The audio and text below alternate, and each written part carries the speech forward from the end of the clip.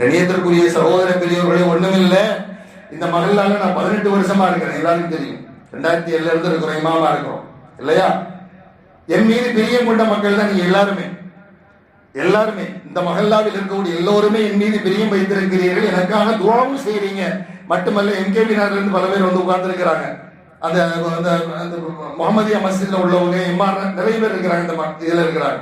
இப்ப எல்லாருமே பிரியமுடையவர்கள் தான், மஹப்பத்துடையவர்கள் தான். அல்ஹம்துலில்லாஹ், எல்லோருமே என் நலனுக்காக துஆ செய்கிறீர்கள், நாமும் துஆ செய்கிறோம்.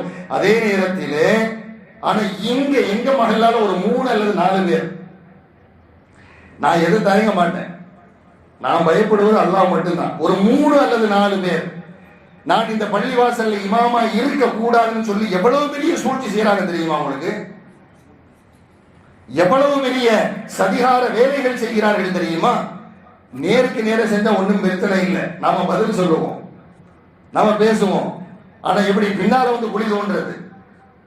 3 அல்லது 4 பேர், எல்லோரும் அல்ல, நான் சொல்லுவேன், அழுத்தமா சொல்றேன், 3 அல்லது 4 பேர் எவ்வளவு பெரிய இடையூறு எனக்கு கொடுக்கிறார்கள் தெரியுமா? எவ்வளவு பெரிய டார்ச்சர் கொடுக்கிறாங்க தெரியுமா? இதெல்லாம் கண்டு பயந்து போகக்கூடிய ஆள் அல்ல நான்.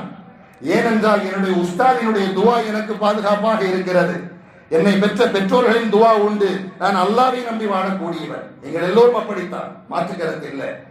கணியத்திற்குரிய சகோதர பெரியோர்களே, இப்படி எத்தனையோ, அதாவது என்னுடைய இடத்துல வேற யார் இருந்தா என்னையும் பிச்சுட்டு போயிருப்பாங்க.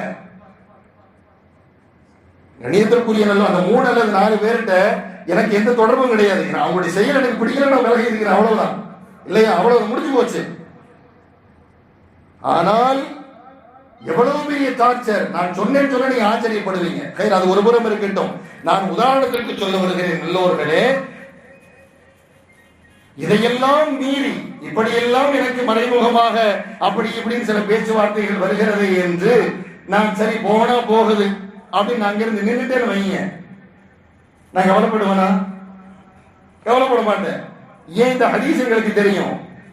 மதரசாவிலே 9 ஆண்டு காலம் ஓதினோம், ஆலிம் கோர்ஸ். அந்த 9 ஆண்டு காலம் இந்த ஹதீஸ் எங்களுக்கு பாடம் நடத்தி இருக்கிறார்கள் உஸ்தாது பெருந்தகைகள். அதனால நான் கவலைப்பட மாட்டேன். எங்க போனாலும் அல்லாஹ் தஆலா ரிஸ்க் வழங்குவான்.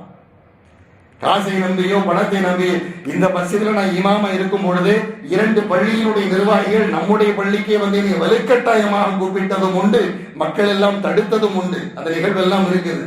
இன்ஷா அல்லாஹ் சந்தர்ப்பம் வரும்போது சொல்லுவோம். நான் சொல்ல வருவது என்ன அப்படின்னா, ரசூலுல்லாஹி ஸல்லல்லாஹு அலைஹி வஸல்லம் சொல்ல வர்ற கருத்து என்ன? தோல்வி ஏற்பட்டு விட்டால், பெருமானார் சொல்றாங்க, உலகத்தில் உயர்ந்து செல்லுகிற எதுவாக இருந்தாலும் அல்லாஹ் அதை ஒரு நாள் கீழே கொண்டு